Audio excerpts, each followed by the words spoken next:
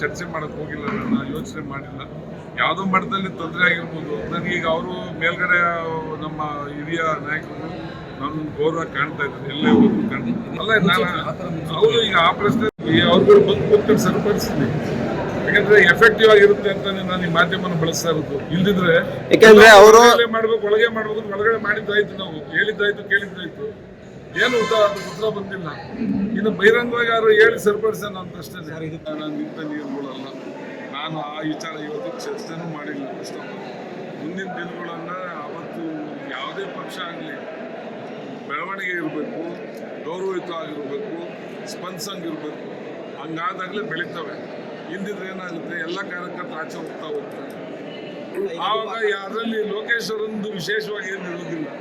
ಆ ಪ್ರಶ್ನೆಗಳು ಬಂದಾಗ ಅದು ಇಲ್ಲ, ಯಾವುದು ಸುಳ್ಳು, ಯಾವ ದೇವ್ರ ಮೇಲೆ ಬೇಕಾದ್ರೆ ಆಣೆ ಮಾಡಿ ಹೇಳ್ತಾರೆ, ಅದೆಲ್ಲ ಸುಳ್ಳು. ಯಾರು ಕರ್ತಿಲ್ಲ, ಯಾರು ಹೇಳಿಲ್ಲ, ಮಾತಾಡಿಲ್ಲ, ಎಲ್ಲ ಸುಳ್ಳು. ಜನಕ್ಕೆ ಪಾಪ ಪ್ರೀತಿ ಎಲ್ಲಾದ್ರೂ ಒಂದ್ ಕಡೆ ಶಾಸಕರು ಆಗಬೇಕು ಲೋಕೇಶ್ ಅವರು ಅಂತ ಅವ್ರು ಒಂಥರ ಉಚ್ಚೇದ ಜನಕ್ಕೆ. ಆ ಲೆಕ್ಕದಲ್ಲಿ ಅವ್ರು ಮಾತಾಡಿರ್ಬೋದು. ನಂದೇನು ಆ ಪ್ರಾಬ್ಲಮ್ ಯಾವುದು ಆಗಿಲ್ಲ. ಆಮೇಲೆ ನನಗೆ ಡಿ ಕೆ ಶಿವಕುಮಾರ್ ಅಲ್ಲಿ ಸಿದ್ದರಾಮಯ್ಯ ಅವರು ತುಂಬ ಗೌರವ ನಡೆಸ್ಕೊತಾರೆ. ಅದರಲ್ಲೇನು ಎರಡು ಮಾತು. ನಾನು ಯಾಕೆ ಅದು ಇಲ್ಲಿ ಮಾತಾಡೋದು?